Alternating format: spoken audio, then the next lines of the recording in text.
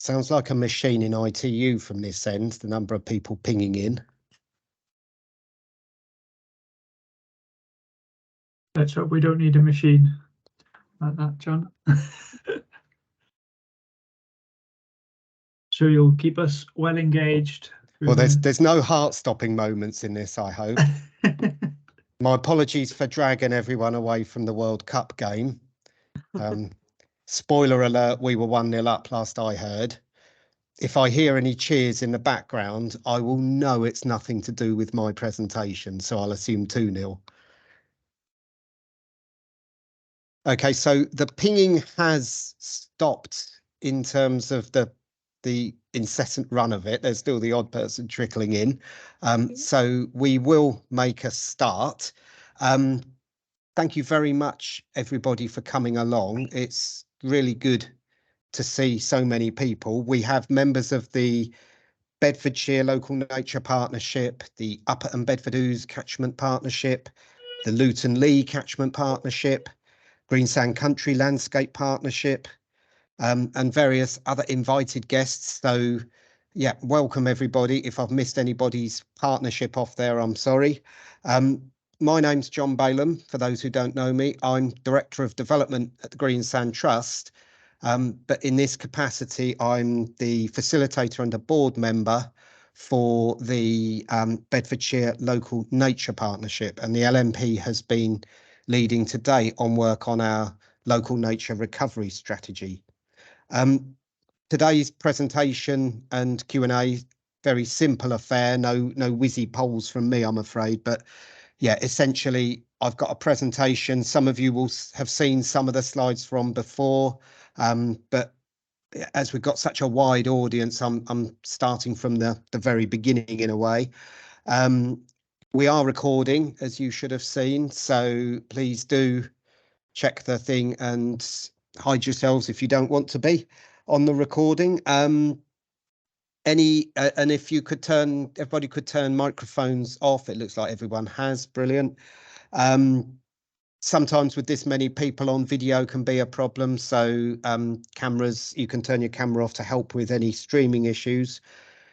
As I say, there will be a Q&A. So that will be, if you have questions during the presentation, please record them in the chat. My colleague Daniel will help with marshalling those. And then afterwards, either put them in the chat or raise your hand on screen, whichever you prefer. In terms of other introductions, I just wanted to introduce Liz Anderson from Natural England. Liz is our dedicated senior advisor with Natural England on the LNRS. So I'm really pleased that we have Liz supporting us through this process. I know Liz has to leave before 11, so any specific questions for Liz, make sure you get those in early. But yeah, we're scheduled to finish at 11. I'm happy to hang on a bit longer if there are remaining questions to be answered or useful discussion to be had. As Liz and I both know, we can't always answer the questions on the day. We don't always have clarity ourselves, so we promise to take anything away that we can't answer and come back to you with. We will be putting the presentation and the slides onto the BEDS LNP website, for which I'll provide a link in the relatively near future. I'm doing an update of that at the moment, so that will all happen then. Yeah, and if particularly interested, if you just pop in the chat, if you're new to the LNRS process, new to the BEDS LNRS, it's useful to know, how we're extending our reach. And yeah, I'm now going to start the presentation. Should take about 25 minutes or so. So yeah, if all microphones could be off, and we'll begin.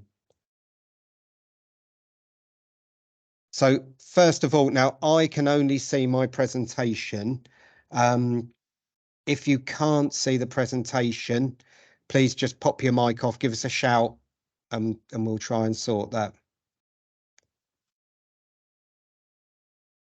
I'm assuming that silence is. Oh, no, sorry. It isn't shared. The presentation is just in the corner.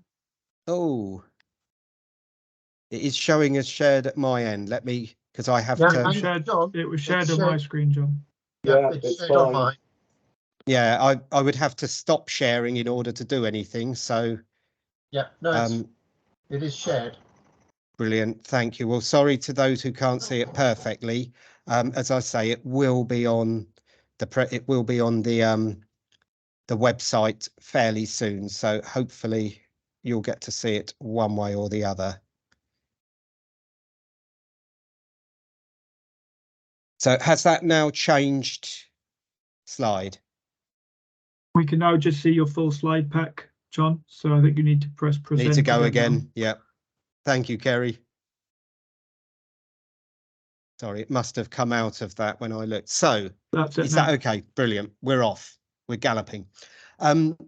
Local nature recovery strategies, part of the Environment Act, which was passed into law 18 months or so ago now. So we've known they've been coming for a while. So that Environment Act includes a requirement for local nature recovery strategies to be produced. Alongside that, within the Act is the requirement for the mandatory 10% biodiversity net gain from November 2023, which is now looming. And it's important to have that in there as part of the delivery mechanism. The timing doesn't quite work perfectly. We won't have a published LNRS by November, obviously, but it will help inform it going forwards.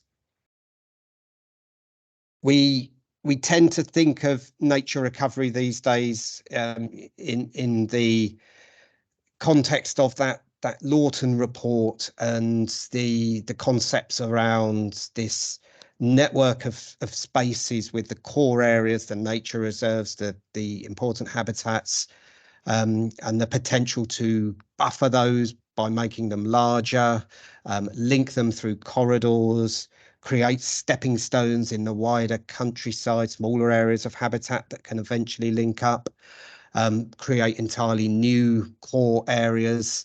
And that's very much the principle that the National Nature Recovery Network is built on, and the local nature recovery strategy is very much about doing that at a local level. But I'm really keen that we also focus on that light green area, the sustainable management zone or whatever it's called on here, but the wider countryside, and working with farmers and landowners across the entire landscape, not just looking at those core areas. And alongside the biodiversity challenge that we have, biodiversity loss, we have other challenges that the local nature recovery strategy can help address, namely climate change and the health and well-being crisis. So the Nature Recovery Network itself, major commitment in the government's 25-year environment plan, and we'll see subsequently into the environmental improvement plan. So they're a new system of spatial strategies, so different from some things like biodiversity action plans in the past. So they're very much spatial. They will be map based. What each strategy will do is map the most valuable existing areas for nature. It will agree the priorities for nature recovery in a statement of biodiversity priorities, and it will map proposals for creating and improving nature and delivering wider environmental benefits. And that's the way that will happen is set out in a guidance document published by DEFRA. And alongside that, the government also published regulations giving oversight as to how the process will happen. So I've just put in the slide pack here the links to those two documents. So we have the regulations and the process that they cover, the guidance, the what the LNRS will do, what it will be. And I've also added now a link to a more recent policy paper published on the gov.gov website, which is another useful read and takes forward some of the stuff from the guidance.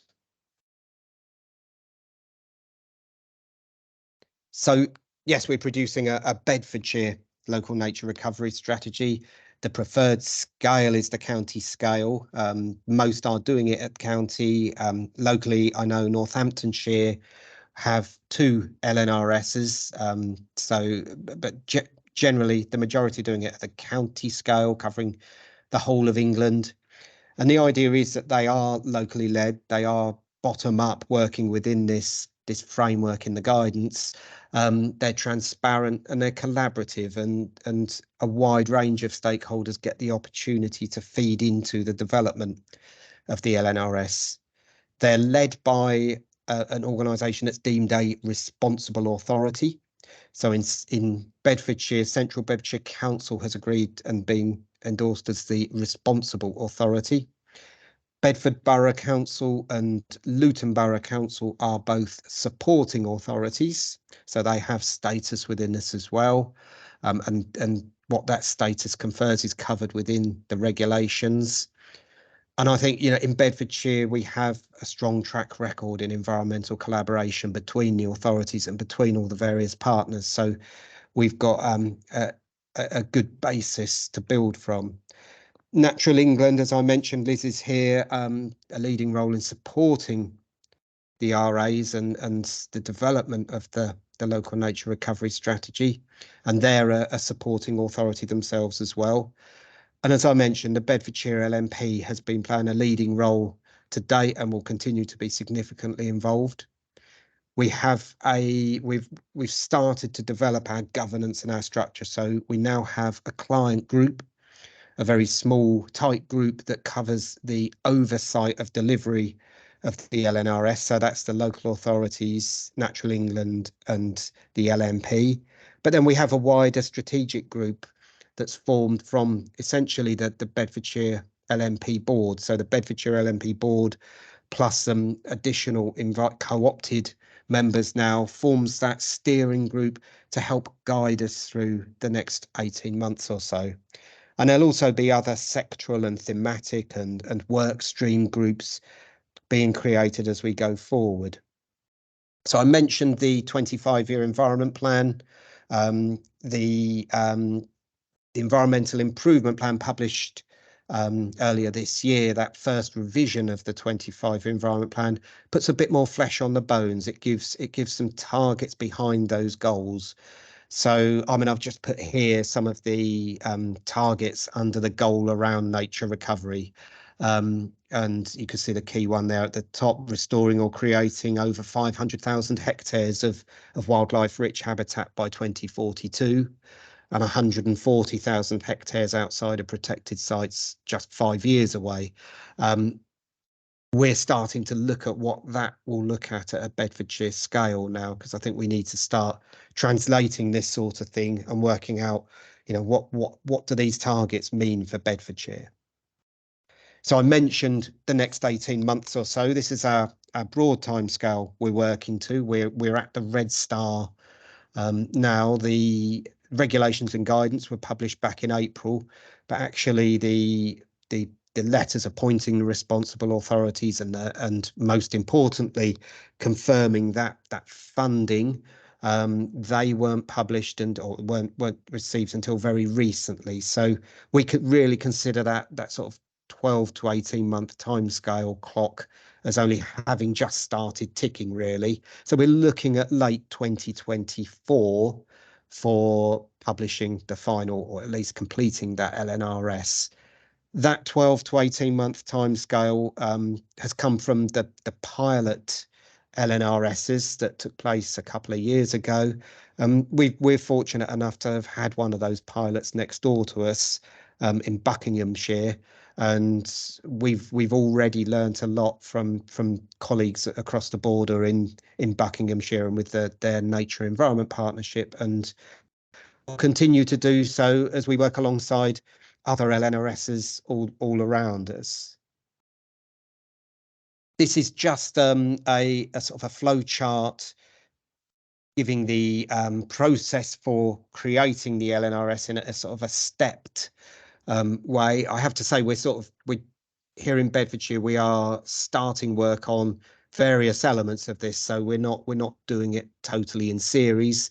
For example, we're starting to look around how we describe the area, starting to plan for identifying biodiversity priorities already. We're not waiting till we've finished those early stages. Step 2 is an important one here in that we're not doing it this time round. So this introduces the concept of review of the LNRS. DEFRA's intention is that once we've all across the country completed the LNRSs, there will be a review of them, and that will be at some point within 3 to 10 years. Personally, I hope it's much nearer the 3-year end than the 10-year end, because if we want to improve, if we want to add to our LNRS, that's a long time to wait if it's a 10-year cycle. But yeah, this is the process by which we are creating the LNRS, and that's contained within the government guidance. The guidance also makes it clear that, and the regulations, they're not delivery plans.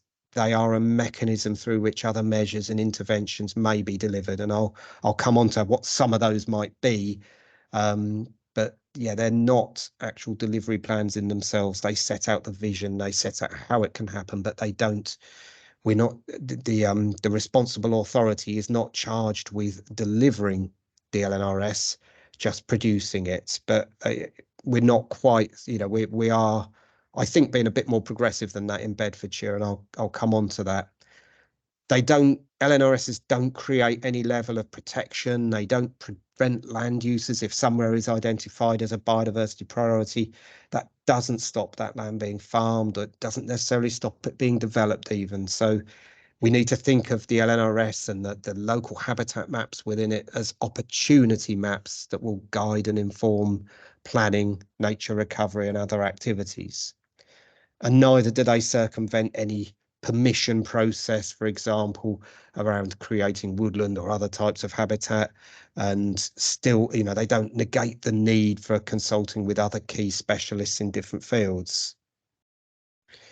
So why is it important in Bedfordshire? Well, it is important in Bedfordshire. It's important everywhere in this country, really, in terms of reversing the biodiversity crisis. Don't intend you to be able to necessarily pick out detail in the map on the right. I think it just illustrates how fragmented our habitats are, how isolated and small some of them are, resulting in a decline in their quality, a decline in species, an inability for species to be able to move around, to react to climate change, adapt to climate change. We have less resilience around climate change. And drought and flooding and other associated incidents. And we know we have a health and well-being crisis, and we know the proven benefits of natural green spaces and access to nature, especially. So, but that's as important here as it is anywhere, really. And we do have some fantastic nature in Bedfordshire, and we have it on our doorstep in many places. We have the chalk downland of the North Chilterns, and this is Blowsdowns. On the edge of Luton, you can even see some high-rise flats in the right-hand corner there, illustrating how close nature comes to this big and diverse population in this instance. We have some fantastic wetland habitats in the Marston Vale, in the Flit Valley. The Flit Valley includes Flitwick Moor Triple SI, one of the most important Triple SIs in the wider area for its peat and its acidic habitats. We have some fantastic ancient woodlands, especially in the north of the county and along the Greensand Ridge. And I've put a picture here of Malden Wood with its bluebells. There are times of the year when they're immensely popular with local people, and access to nature in our woodlands, in our wider environment, as I say, really important for our health and well-being.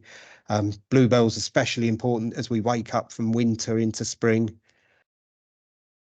And Bedfordshire also has some pockets of heathland remaining along the Greensand Ridge.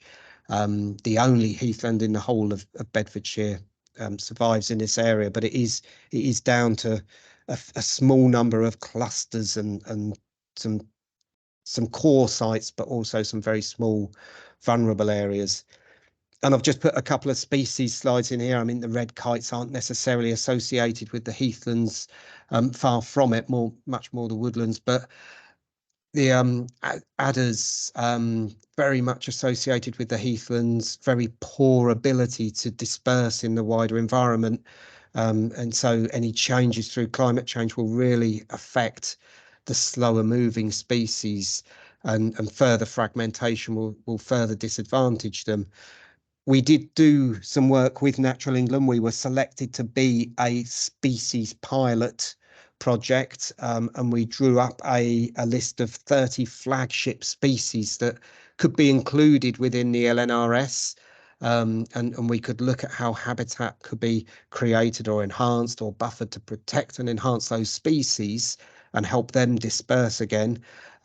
That was very much a pilot exercise, so I haven't included that definitive list here because it isn't definitive. The point was doing the exercise rather than necessarily coming up with a final list, but it did help us begin to think about, well, many of you already are, but think about species in the context of habitats and species in the context of nature recovery.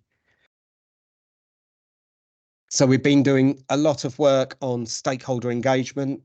Early on, we identified a range of key stakeholders, and many of you will have had a presentation with me or met with me, but that work is very much ongoing. We'll keep doing that as we move forward.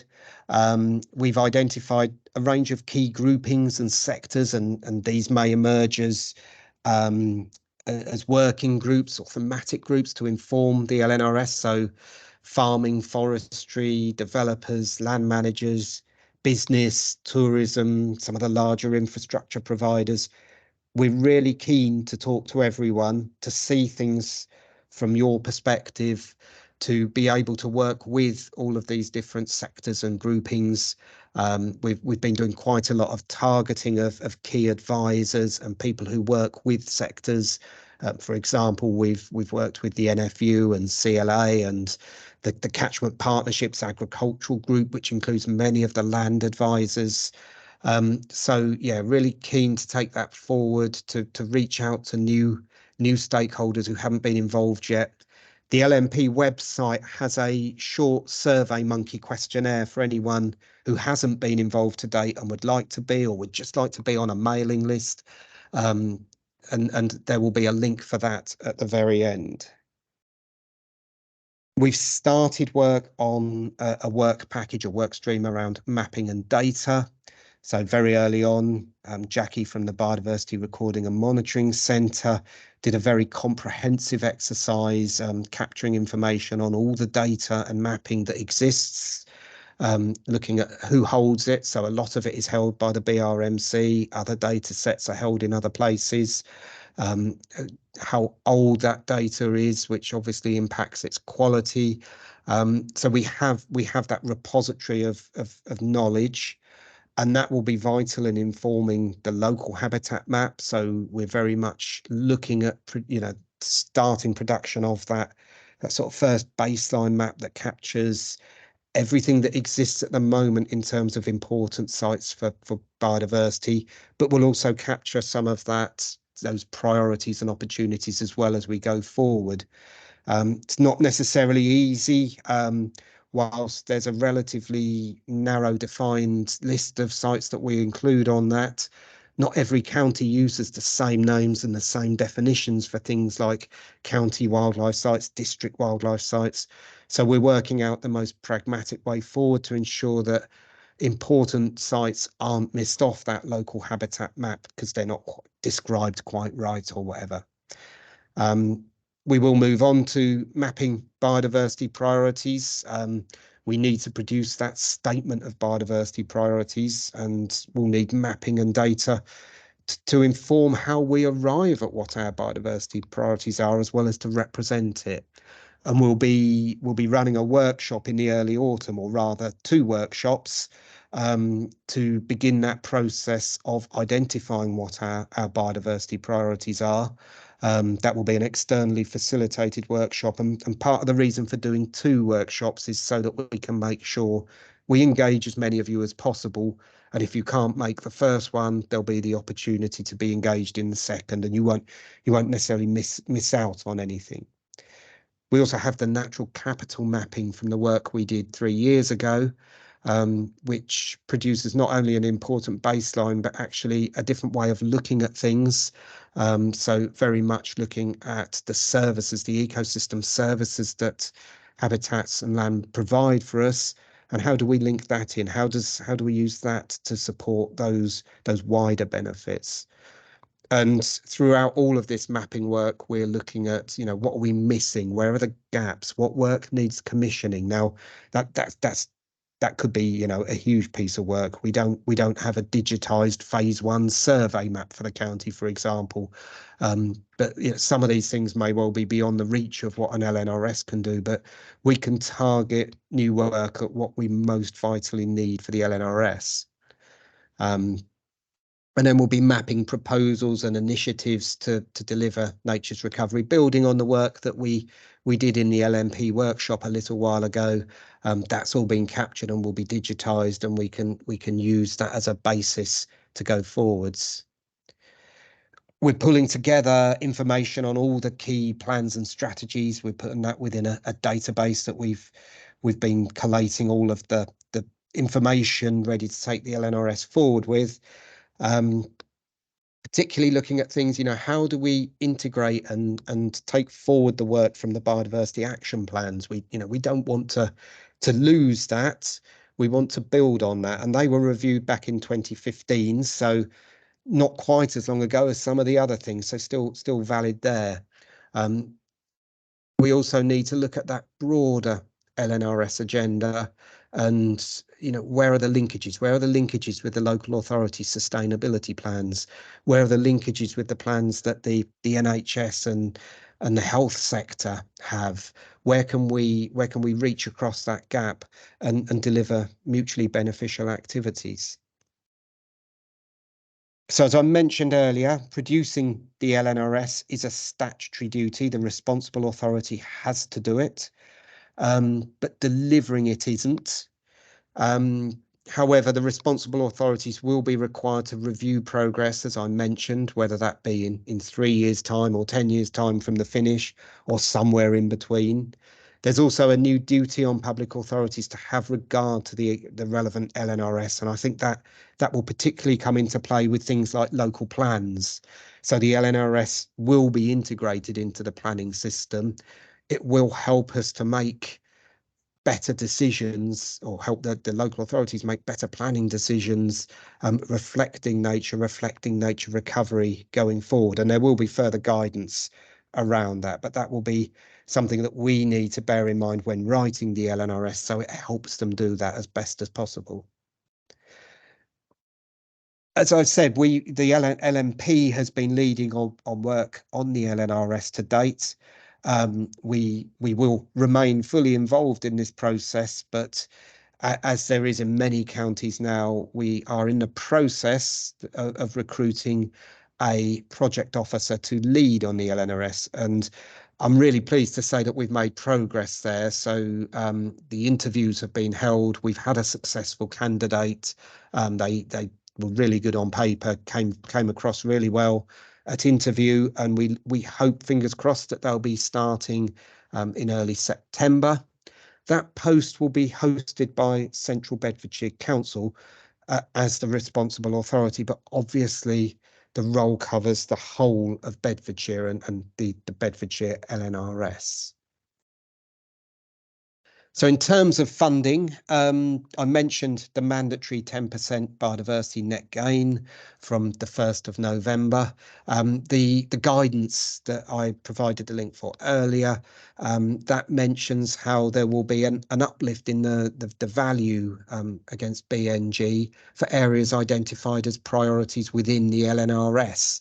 So promoting the use of BNG to deliver the LNRS. And I think, development projects that deliver new and enhanced in habitats in LNRS priority locations, they will be, if they're informed by what we feel are our local priorities, that will make it the better for that. There is the strengthened biodiversity duty for public bodies, and there needs to be further discussion around what that actually means. It's not necessarily funding per se, but it should result in better delivery of nature recovery. It could, for instance, look at what the local authorities do with their land holdings, farmed estate, as well as with their actions.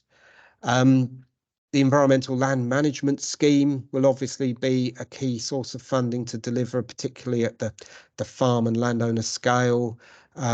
Quite how that will work exactly in terms of LNRS priority areas, we don't know quite yet, but I'd be highly surprised if there isn't incentive to deliver this within LNRS priority areas. Government is really keen on blending the finance that comes in with green finance, and finance from businesses that benefit from an enhanced environment. And actually within ELM, the landscape recovery scheme now requires a proportion of green finance as part of its match funding package.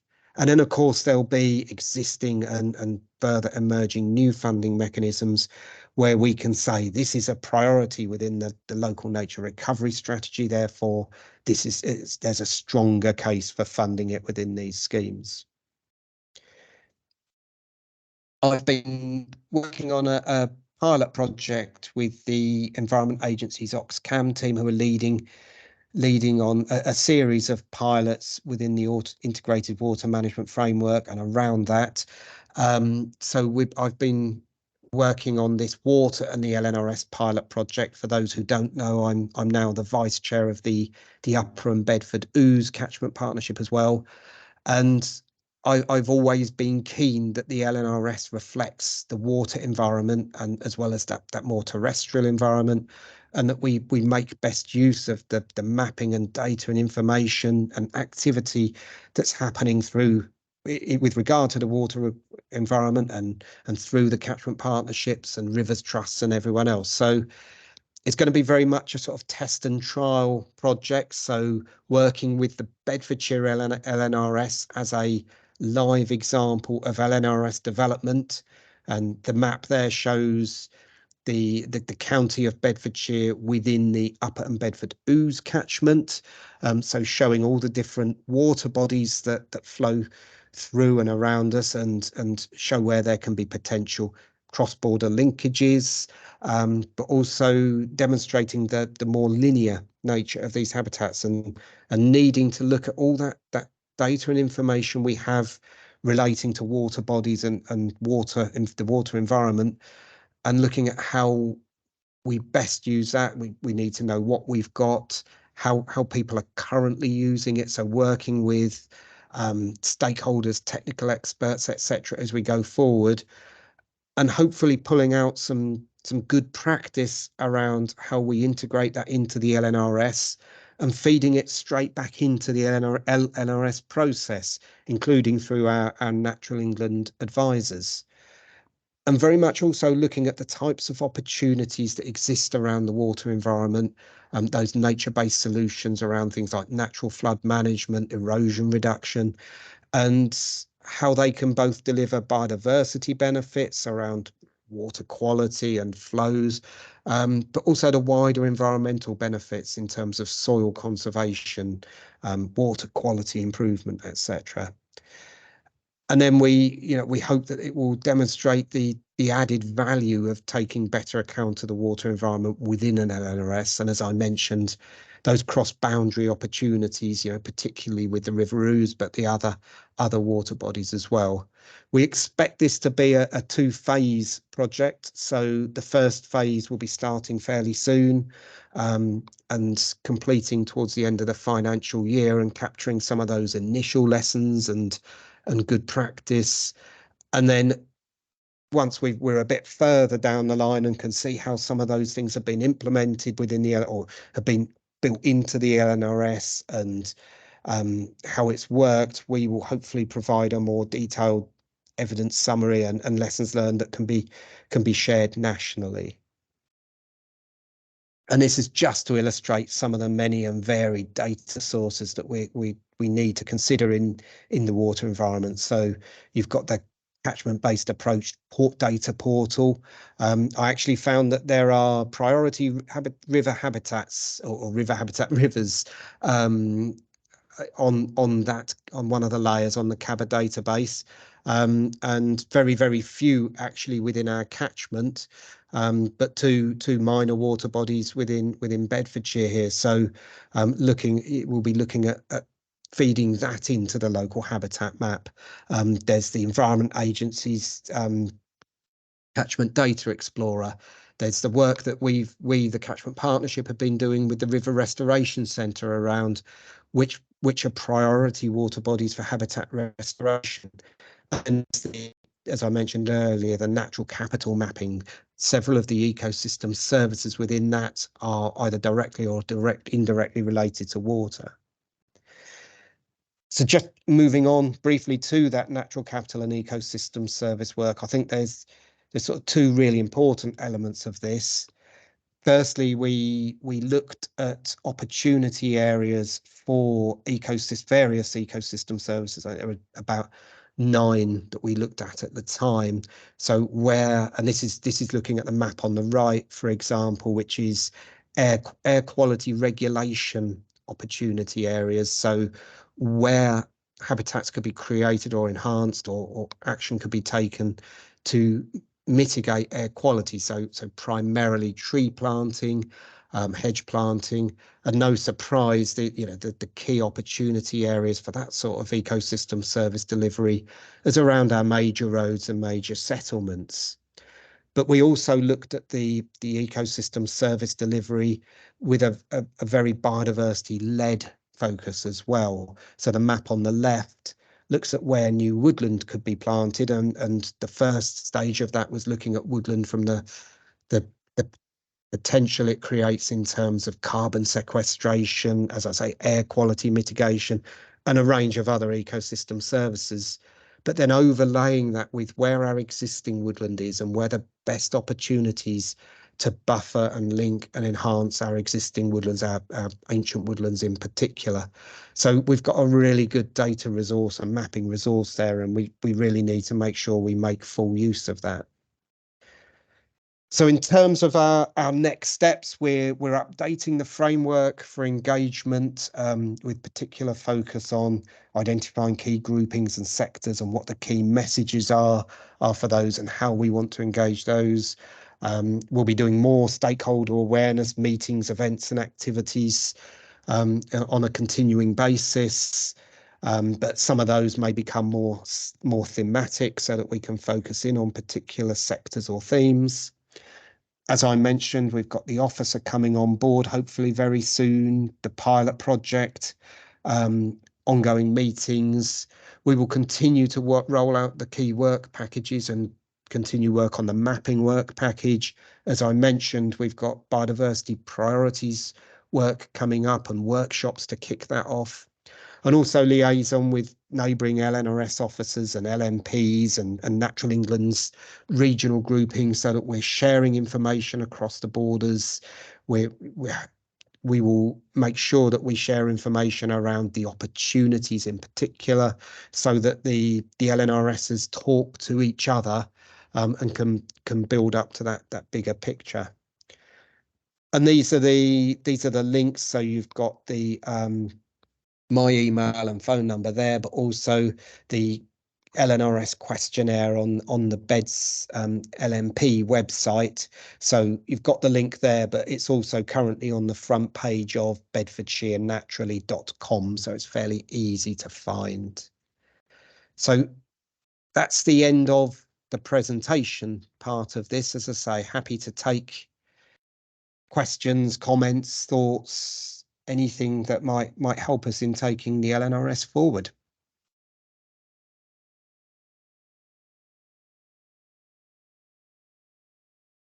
Daniel, do we have any questions? John, I was just going to say, John, there's quite a few. I've managed to answer. There's the last one just coming by. Councillor Clinch talking about the 2022 Green and Blue Infrastructure Plan, and how does this nest into the LNRS planning, and will it be reviewed? Your green infrastructure, so that's probably right up your alley. Yeah, I could answer that very adequately, but I think I saw Siobhan in the audience, so I think it would be only polite to give Siobhan the opportunity to answer that first. Thanks, John. Yeah, we've got the Green and Blue Infrastructure Plan, and this fits really nicely into actually the LNRS, because it will give us some initial data and aspirations that we can feed into it. So we're not starting from the ground. We're actually sort of a few steps ahead of the game. So this will in effect, the LNRS, I think, will supersede the Blue and Green Infrastructure Plan on many levels. But if we come to the stage of reviewing the Blue and Infrastructure Plan, then obviously they'll work together and fit together. And thank you, Siobhan. And it is one of those key documents, key strategies that I've already taken into account. I believe I'm one of the few people who's actually read it from front to back, but really pleased that it is a blue and green infrastructure plan, and does look at those opportunities from the blue infrastructure perspective as well. So yeah, I think as Siobhan says, large elements of it are highly likely to be superseded.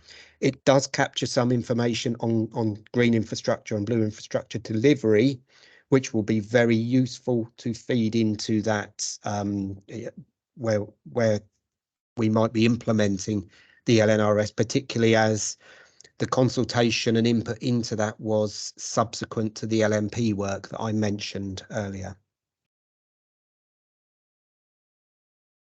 I just want to pick up on a comment that Daniel Curtis made. Thank you very much for the compliment, Daniel. Yes, an overview of the planned work, but actually, you know, we're well into this now. The juggernaut is moving. So yes, it's important to be looking ahead at what we planned. But there is a lot of work that has already been done. And I'm just keen to stress that we have captured that quite forensically, and that will be all part of the, you know, what's passed on to the new officer coming into post. So yeah, it's already well underway. I think it's been a bit grey in terms of when we're starting the LNRS, because we had seed funding to prepare for but weren't allowed to start. And then the regulations and guidance took longer than anticipated to come out. But yeah, just in case anyone's unclear, we are up and running. Luton Lee Catchment Partnership are and will be inputting into the process. I've had some discussion with people at Groundwork, the lead officer at Luton Borough Council, and that water pilot, I didn't make the point on that slide, but this is about the pilot will focus on the Bedfordshire LNRS. So although the majority of the county is Upper and Bedford Ouse catchment, flowing out ultimately into the Wash, we mustn't forget we have Luton and the Lee catchment that flows out into the Thames estuary. So a very different catchment. It's got chalk streams and chalk habitats, which make it, you know, unique and interesting as well. So yeah, absolutely being taken into account. And as part of that pilot, and as part obviously of the Bedfordshire LNRS, and things like the Luton Lee linear park emerging as a sort of strategic scale project. I think that will be really important to feed into the LNRS, particularly because it's got a really strong urban dimension to it. And, you know, we too easily slip into thinking about habitat creation out in the wider countryside where there's lots of space. But actually, we need to be thinking about how do we do this in urban areas, help urban areas become more nature friendly, more robust in terms of the networks, but also that delivery against our own health and well-being. You've got a hand up, John. Oh, Susan.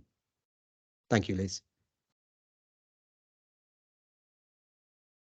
Yeah, sorry to be another connectivity is how does it overlap or fit in with the SANGs in the south of Bedfordshire? I love the fact that we've got Siobhan here. Sorry, I was just distracting Siobhan, so you might not have heard that. No, I did. It's all about the SANGs, yes. Yeah, I mean, actually, this fits in quite nice because you could almost argue that the SANG's given us an idea of what kind of format we could use for when we've got these priority areas by putting zones of influence almost around those priority areas. So it's something we can look at.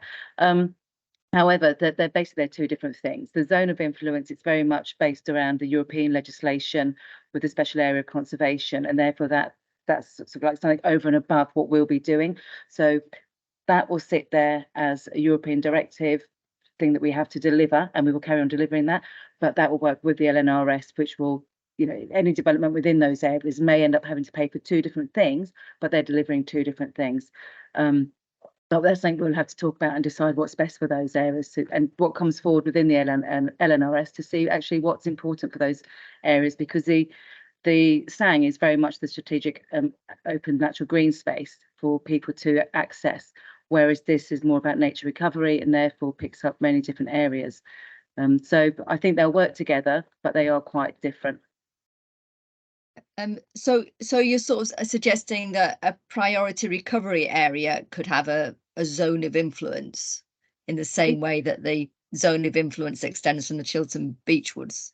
It's just something we could consider. Myself and Alice were just discussing it, how we talked about catchment areas for any sort of flood alleviation, and whether actually using that zone of influence idea, if that's something that we could look at. And certainly, so it's something we're just thinking we could speak to the LNRS officer, as if it's something that could be appropriate or not.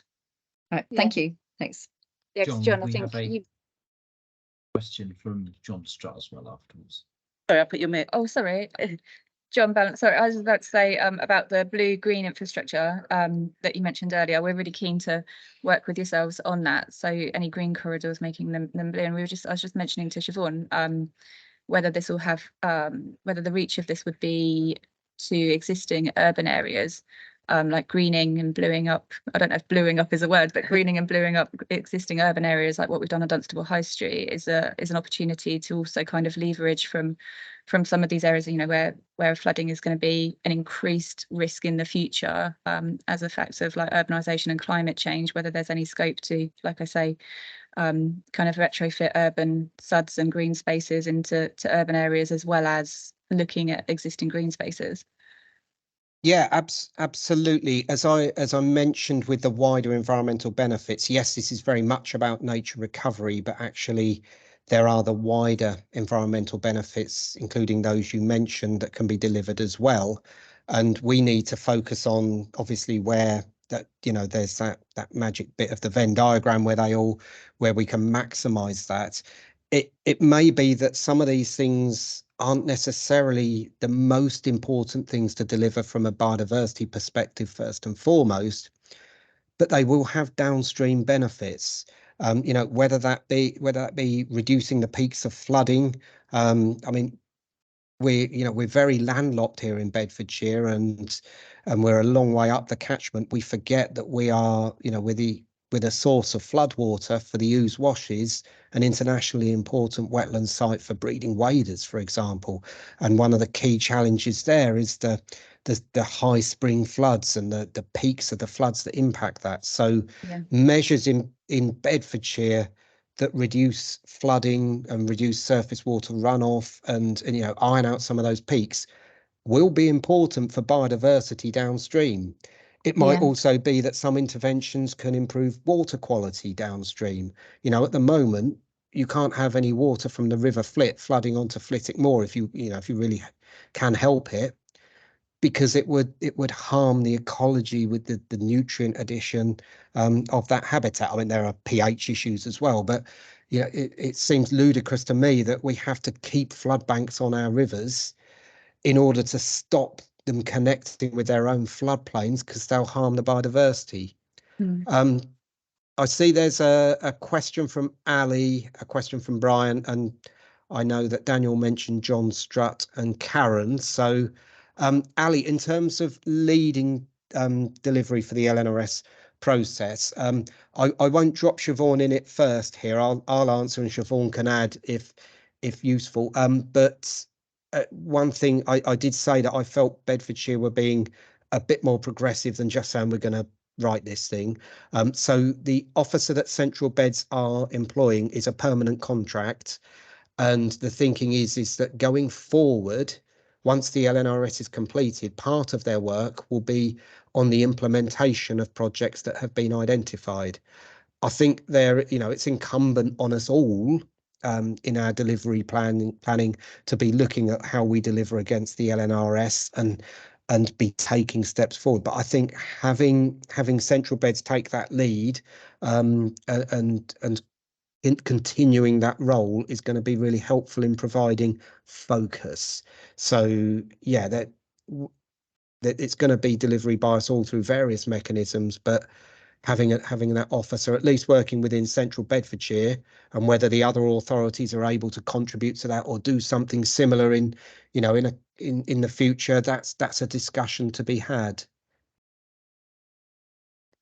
Yeah, I'll just add to that, John. Sorry, yeah, sorry, absolutely. Sean. No, it's fine. Absolutely, John. I mean, that's the Central Bed's commitment to the LNRS by having the post a full-time permanent post, because we do recognise that having a document that just sits on the shelf isn't good for anybody. We'd rather make sure we want to commit to making sure that we support, whether it's third parties, partners, stakeholders, to actually deliver the aspirations of the document. That's what we see as the important part. Thanks, Siobhan and John. That's incredibly helpful, because I think it's very warming for people to hear about how a strategy can and when it might lead into actual delivery on the ground. And obviously there's quite a lot of work ahead of time that will need to happen to integrate all of the delivery mechanisms together. So that's really encouraging to hear that they'll be looking at that in a similar timeline. So thank you both. Thanks, Ali. Brian, your question was around sort of engaging the wider public.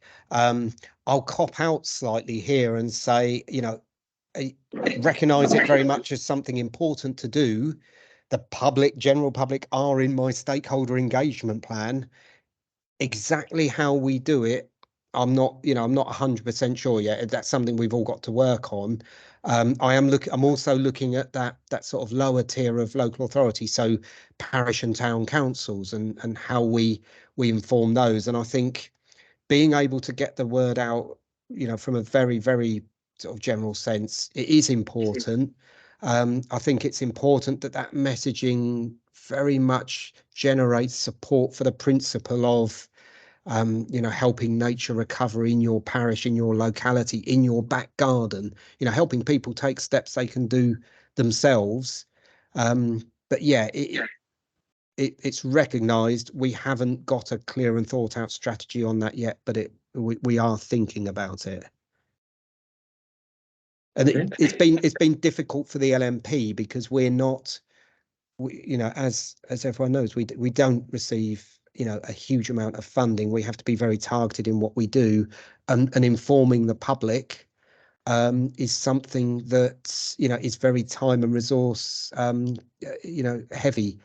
And we may well be reliant on some of the other partnerships that have more of that function. And I know the Greensand Country Landscape Partnership, for example, produces Fact and Act resources that help present the wider public with information around a certain topic. And we've looked at things like deer management, and be able to understand and do their bit potentially. But yeah, it's something that we are working on.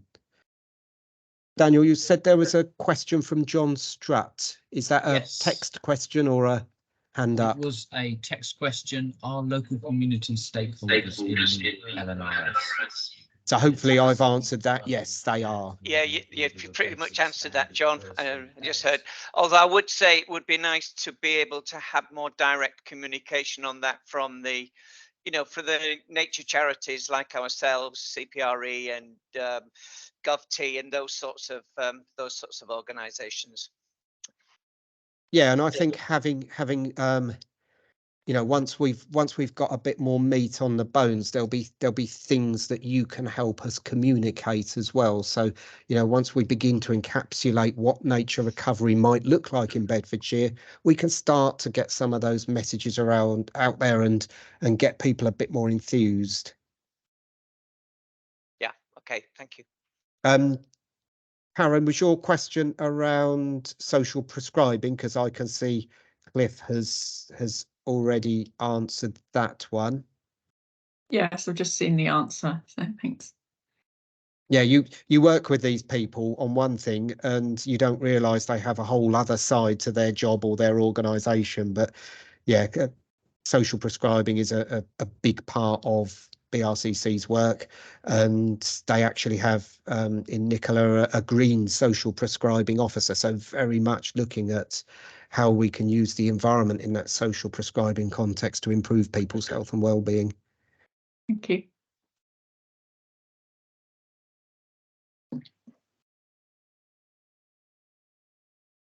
Are there any more questions? Because otherwise we questions from Jane in the chat. I'm not sure if they've completely been answered or not by Liz.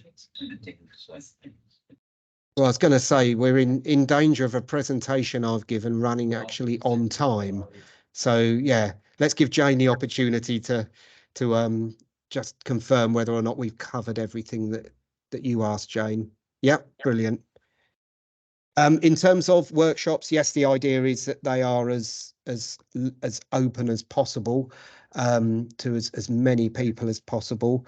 Obviously, we may end up having an ultimate restriction on room size, but with the local authorities being funded to deliver the LNRS, there's 2 years funding, essentially just under 240,000. Obviously that has to cover an officer, but there will be funds to cover additional work, you know, if it needs to be mapping work, etc., but also to ensure that we can make sure any stakeholder engagement is as good as it can be. You know, there's no point in skimping a few £100 here and there and not delivering accessible, high quality workshop activities. And that's partly why we're doing these biodiversity opportunity ones with an external facilitator, so that, you know, we can bring in professional expertise, we can remove any internal bias. Otherwise, you know, the LNRS map might look like the Greensand Country map, and that would be you know, obviously not fair across the entire county. So no, we're aiming for them to be as open and inclusive as possible. The idea of having 2 workshops, as I said, for this particular bit, for the biodiversity priorities, is so that if somebody misses that first workshop, because you can never get a date everyone can make, then there will be an opportunity between workshops to feed in, and those that can come to the second workshop won't be disadvantaged by having not been at the first. That's very much in our minds in organising this. Yes, Alice, you mentioned the WINEP mapping, the Water Industry Natural Environment Project mapping. Several of us within this meeting contributed to that. I didn't include it on my slide of sources of information around the water environment, but yeah, I'm not sure whether that's been made publicly available yet. So there might need to be some discussion about how that's. Yeah, I wasn't sure. It just came to mind, John, that we've just done something quite similar. So yeah, anything like that pops up, we'll let you know that we've, you know, if we've got anything that might be able to just be dragged and dropped into your kind of baseline, or I'm sure it'll be in the blue green infrastructure strategy. The blue green strategy. I can never say that. So yeah, anything that we identify, contribute, we'll flag to you as and when, if you let us know how to. Brilliant, thank you. Yeah, very much take on your point, Brian, around the information vacuum. If the public aren't aware, you know, I think, you know, I've seen stuff in the news recently about how Natural England have taken a bit of a hammering in the press, very undeservedly, from some very sort of biased and misguided viewpoints. So building up support for nature recovery from the ground up, you know, it's being cynical, it's politically important. It's, you know, we need to make sure that everybody's decisions are made with that in their mind.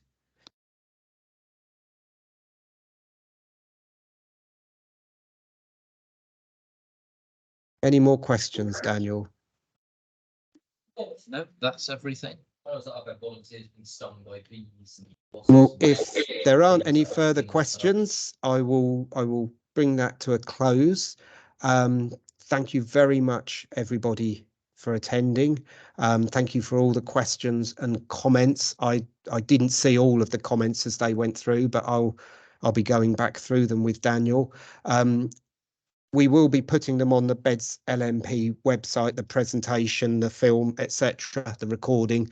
But it will be a little while because what we're going to actually do is create a standalone LNRS page on the LNP website. At the moment, it's an article on the front page with a link to the questionnaire. We're going to create a standalone front LNRS page, so it's much easier to capture how people are using it, and also expand the information that's communicated through it. So watch this space, but it will probably be September by the time that's properly up and running. Brilliant. Thank you very much, everybody.